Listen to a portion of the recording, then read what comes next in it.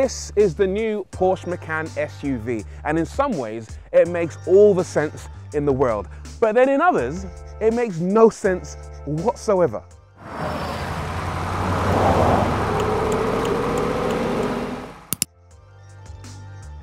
It makes sense because why wouldn't Porsche update its best-selling car? The original Macan came out a whole decade ago, and yet last year Porsche still shifted more of them than all the 911s, Boxsters and Caymans put together. But this Macan here is nothing like the last Macan, because this Macan is fully electric. Weirdly though, Porsche are also keeping the original petrol-powered Macan on sale alongside it. So, is Porsche hedging its bets? Are they worried that they've ruined a winning formula? I'll tell you what it's like. It's a bit like Marvel, the movie people, releasing a new Spider-Man movie with a new actor, but also keeping the old Spider-Man actor in the same film. What does that tell you? It tells you that maybe they're not fully confident in the new Spider-Man. Maybe the old Spider-Man's better. That's what I think. Well, actually, it turns out that there really isn't much to worry about here, because even though they're keeping the OG for the time being, Porsche have still made the Macan Electric better than the petrol version in most ways, starting with power. You want stats? I'll give you stats. There's several versions of the new electric Macan. There's an entry-level single-motor rear-wheel drive version with 360 horsepower. Then above that, there's a Macan 4 and then a Macan 4S. But today, I am in the big dog, the Macan Turbo, with 639 horsepower. That makes it the most powerful Macan ever. It's 200 horsepower more than the current petrol version. And I know what you want to see. You want to see an acceleration demo. Yeah, sure. I'll bite. Check this out. Sport Plus. Launch control activated. Head back for safety. Oh! Woo! Oh, felt that in my soul. Wow. Porsche say it will do 0 to 62 in 3.3 seconds. Supercar territory. It's over a second quicker than the petrol one. It's absolutely nuts. And watch how responsive the throttle is. Look at my head. Give yourself a migraine. It's so fast. Of course, one thing the electric Macans won't do is refuel faster than their petrol-powered counterparts, but Porsche have tried their best. With all versions being equipped with a massive 100 kWh battery pack and with ranges from 367 miles for the turbo up to nearly 400 miles for the entry-level car. All versions rapid charge at a decent 270 kilowatts for 0 to 80% in 20 minutes. So long-range driving isn't off the table. It just won't be quite as easy as with the petrol. It is a good looking thing though, isn't it? Yeah, I know, I've read Twitter, I know a lot of people aren't too keen on it, but to me, it's actually better looking than the original Porsche Macan. Fight me. I love all this detailing, this contouring across the top of the bonnet, this quad element DRL kind of thing going on up here. The main beams are actually just below it. Active matrix LED, of course. And also you got some air intakes down there to keep everything nice and cool. A little bit of air curtainage going on at the side for extra aerodynamic efficiency. To me, it looks like the weird offspring of a Macan and a Taycan. They could have called it the Taymac or the Macan. Anyway, the other thing I wanted to show you is that because it's fully electric, Porsche have been able to give us a front trunk. You're supposed to be able to just kind of gesture here somewhere and it'll pop open, but it's not working for me, so I'll use the trusty key. And look at that. Oh! 84 litres of genuinely usable space. On most electric cars that have front trunks, you've got to faff around with a little latch down here, but this, yeah, properly good. Around the side, it's also subtly different to the ongoing Macan. These optional side panels can be had in a variety of colors and finishes. The wheels are 20 inches as standard, 21s on the turbo, but also 22s are optional if you want to look like a baller shot caller. These are finished in a turbo-specific finish to match the side panels and the badge.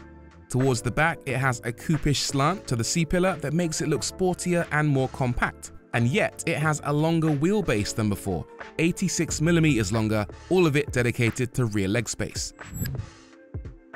Obviously, because it has this lovely swooping roofline, the boot space is going to be terrible, right? Especially because it's an electric car and batteries rob space. Well, no, according to Porsche, this thing has 50 litres more than the previous Macan. Sorry, not previous, the other current Macan. We'll have a look at that in just a second, but first of all, let me draw your attention to this gorgeous light bar across the back, the Porsche lettering, lovely. And we've also got this electronically adjustable rear wing for downforce, very cool.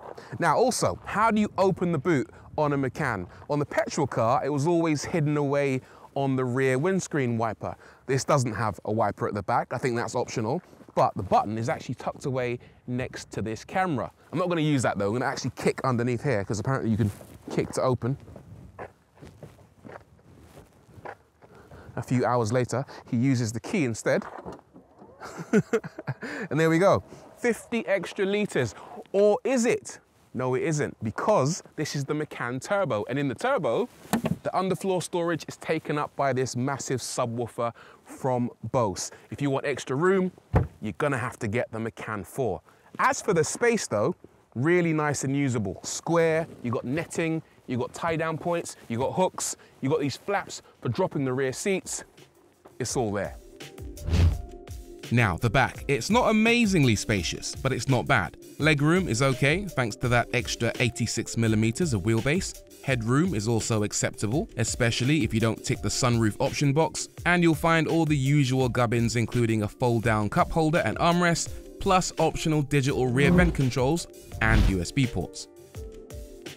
Up front, it's a lovely place to hang out, really is. It's got all the quality you'd expect from Porsche, but also they've upgraded it in certain areas, specifically around here. So it's got some new displays. First of all, this curved screen for the driver information, and it presents all the information clearly and logically, and without a cowling as well. It's a bit like the screen you get on the Porsche Taycan. Secondly, you've also got this infotainment display, which is a big improvement on previous versions. And I say that because the icons on the previous generation were kind of scattergun and all looked a bit kind of, I don't know, like an afterthought really. But in here, they're all separated by tiles and they look absolutely fantastic. Plus, you can customize them with your own themes to make them look exactly as you wish. It's also exceptionally responsive. The thing runs on an Android operating system, so if I load up the maps, for example, it's extremely zippy, so nice and easy to get along with. And there's one more thing I want to show you. It's obviously got Apple CarPlay and Android Auto, but it's also got an app store. So you can now download extra apps onto the system to kind of customize it and make it your own. There's a web browser, there's YouTube, there's weather, and games, believe it or not, plus a whole load of other kind of entertainment features. And on that subject, it doesn't have it in this car, but there is an option to get a passenger display where the passenger can watch Netflix and other videos while you drive. There's also a fancy filter, which means that the driver can't actually see what's on that display, crucially, but on the whole, fabulous amount of tech in this car. I want to also show you this climate control area down here, which is a mixture of physical and capacitive buttons. It works really well. Plus you've got a physical volume knob, and this is kind of new as well, it's got a communication bar. It might look like an ambient light bar, but it does so much more. If I go into the menu, you can see that it can do things like play an animation when you get in or out of the vehicle, and importantly, it can also warn you when you open the door in case there's a cyclist or another car coming up the side. Yeah, very clever and a lovely place to sit. Let's go drive. So what's it like to drive? Genuinely, it's interesting. Not in a bad way either. I'm talking about interesting as in good. The Macan has always been a really, really fun, engaging crossover to drive, and this electric version is actually no different. They haven't ripped the soul from the Macan. It feels good. The first thing you notice is the driving position, which is a little different to the petrol version. The driver's seat is now 28mm lower, which is unusual because normally in an electric car, you tend to sit a little bit higher. But in this, you feel nice and low and like you're part of the machine. The seats themselves are incredibly supportive. You've got good bolsters here for your hips and for your shoulders. So when you're going around corners, you're not going to get thrown out of place. And the steering wheel feels absolutely fantastic. More on that in a second. One thing that makes the Macan so appealing is its size. Porsche make the Cayenne, which is a much bigger SUV than this, and driving that car can feel intimidating at times, especially on narrow B roads, because, well, it's massive. This, on the other hand, feels a lot smaller, a lot more nimble, and a lot more at home on these narrow British roads. That lack of over-imposing physical size gives you a lot of confidence to drive this car, but so does the steering, which feels magnificent. We all know Porsche do amazing steering, and that is no different on the Macan Electric. There isn't really a ton of feel or feedback in normal everyday driving situations, but the amount of precision that is engineered into the steering is absolutely fantastic. It's direct, it's fast, and it's accurate. There are other crossovers on the market with really fast steering. I'm talking about things like the Tesla Model Y, but those are fast almost for the sake of it. This is fast without feeling hyperactive, and it feels like you're driving a 911, which is a huge compliment, especially in a crossover. The Macan Electric shares a platform with the Audi Q6 e-tron, but Porsche have given it their own treatment. The rear electric motor has been placed further back to give the Macan more rear-biased weight distribution than the Audi for lairier handling, if you want. There's also an optional rear diff lock and limited slip differential as well, so you can get the back end sliding, again, if you want. And it does feel properly leery. This is one of those cars where if you accidentally find yourself on a wet roundabout in Milton Keynes, for all my American viewers, Milton Keynes is a place littered with roundabouts, but if you find yourself there and you accidentally tickle the accelerator a little too much, trust me, this thing is gonna go sideways. It's a fun car, and it feels like they've designed it to be a bit of a laugh. I reckon the Hyundai Ioniq 5N might have some incredibly stiff competition with this. It's a giggle. In terms of braking, some people might object to the fact that it doesn't really have regenerative braking, so you can't lift off the accelerator and expect the car to slow down to a complete standstill. To activate regen, you actually have to push the brake pedal. The first few millimeters of travel on the brake pedal are activating the regeneration, and then you push further and it blends in the physical brakes to increase the amount of stopping force you get. For me, that's not a problem. For the new school generation that prefer strong regen, it might be an issue. But I think what's cool is that even though it's an electric car, the brakes are faithful to what you'd expect on a Porsche. I want to talk about noise briefly. Of course, you don't get the sound of a 6-cylinder engine. Instead, you get the sound of, well, a choice of sounds really. One is the sound of almost utter silence. Or if you knock it into Sport or Sport Plus, you get a kind of electronic sound that accompanies your acceleration. Don't get me wrong, it's not the best. I would prefer to have an internal combustion engine sound, but actually this noise, it concentrates the mind and it makes the driving experience that little bit more interesting. So I'm gonna let that slide. While we're in Sport Plus, I've got to talk about one of this car's maybe weakest points, and that is the suspension. It's weak in the sense that if you're looking for a comfortable everyday run around, maybe this isn't the car for you, because especially in Sport and Sport Plus, the ride is quite stiff. If you knock it back into normal, things slacken off slightly and it's a bit more tolerable, but there's no getting away from the fact that this car feels like it was designed with performance in mind. It is quite stiffly sprung. Another downside is the price. The Macan Turbo costs £95,000. That's obviously a shed load, but it doesn't stop there. This car I'm in cost £108,000, including £2,700 for the 22-inch wheels and an extra £900 to paint them in this color. If you want rear axle steering, that's an extra £1,450. Yes, it drops the turning circle by 1 meter, but for £1,500, I might leave that box. You might be better off opting for a basic rear-wheel drive electric Macan for £70,000, or if you want to stick with petrol for a while longer, grab yourself a petrol-powered GTS, new for about £75,000.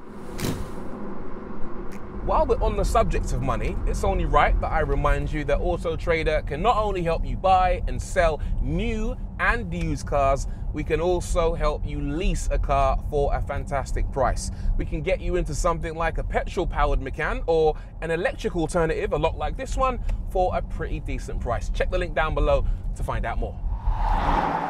Right, let's sum this thing up. There's probably a lot of people out there that are pulling their hair out at the electrification of the Macan.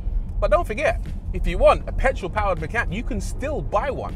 What I'm going to say to you might shock you though. This is one of those examples where the electrification of a vehicle doesn't ruin it. If anything, it might actually improve it.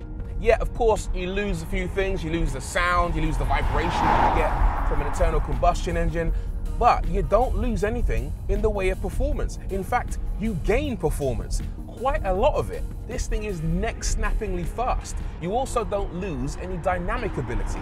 I reckon this electric Macan, head-to-head on a racetrack with the petrol alternative, is gonna be not only faster, but also possibly more fun.